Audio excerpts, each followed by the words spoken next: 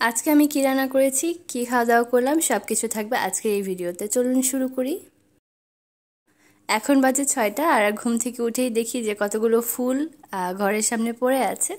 প্রতিদিনই পড়ে থাকে। আর এখন আমি নাস্তা করে নিচ্ছি। আজকের নাস্তাতে আমার আছে রুটি আর ডিম ভাজা।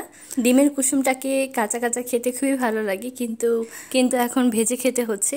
তবে এটাও খুব ভালো, খুব মজা লাগে। তো সরাসরি আজকে কি রান্না করেছি তাই দেখাই। মুগ ডাল আর মসুর ডাল এই দুইটাকে এক করে আমি পাতলা ডাল রান্না করেছি। রসুন আর শুকনো মরিচের আর জিরার ফোড়ন দিয়েছি। আর এটা হচ্ছে রুই মাছের শুকনা ভুনা, আর সাথে আছে সালাদ, আর সাথে আছে লাল শাক ভাজি, পুঁটি মাছ ভাজা। প্রতিদিনের খাবারে আমরা কিন্তু একটা শাকের ভাজি অথবা সবজির ভাজি রাখার চেষ্টা করি। আমি মনে করি এটা সবার বাসাতেই হয়।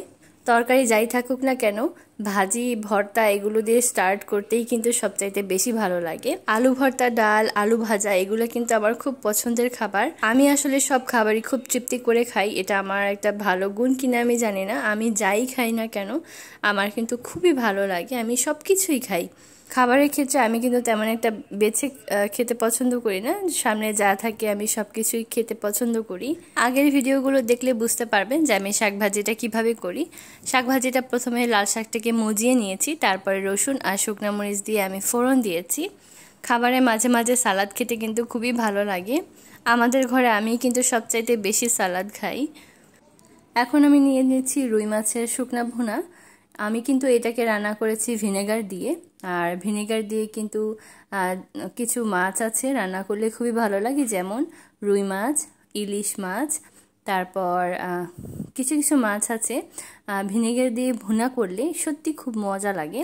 অন্যান্য সময় একটু মাখো মাখো রাখি রুই মাছ ভুনাটা, তবে আজকে একটু শুকিয়ে ফেলেছি। তবে এটাও কিন্তু খারাপ লাগছে না, এটাও কিন্তু ভালোই লাগছে।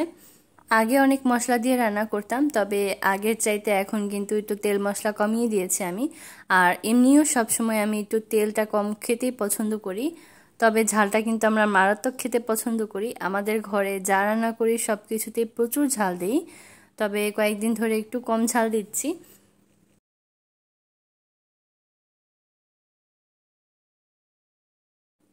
কে কে আমাদের মতো রুই মাছ বা ইলিশ মাছ দিয়ে ভিনেগার দিয়ে ভুনা খেতে পছন্দ করেন অবশ্যই জানাবেন। আর বাংলাদেশে কে কোন প্রান্ত থেকে আমার ভিডিও দেখছেন অবশ্যই কিন্তু আমাকে কমেন্ট করে জানাবেন।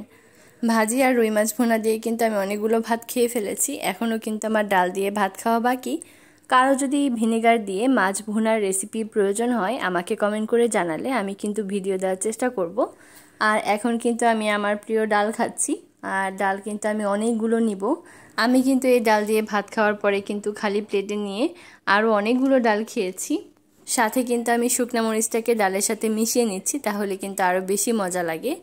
তাহলে আমি এখন খাওয়া দাওয়া করি। আর দেখতে দেখতে কিন্তু আমার ভিডিওর প্রায় শেষ পর্যায়ে চলে এসেছি। আমার ভিডিও আপনাদের কেমন লাগে আর যদি কোনো পরামর্শ থাকে অবশ্যই আমাকে কমেন্ট করে জানাবেন।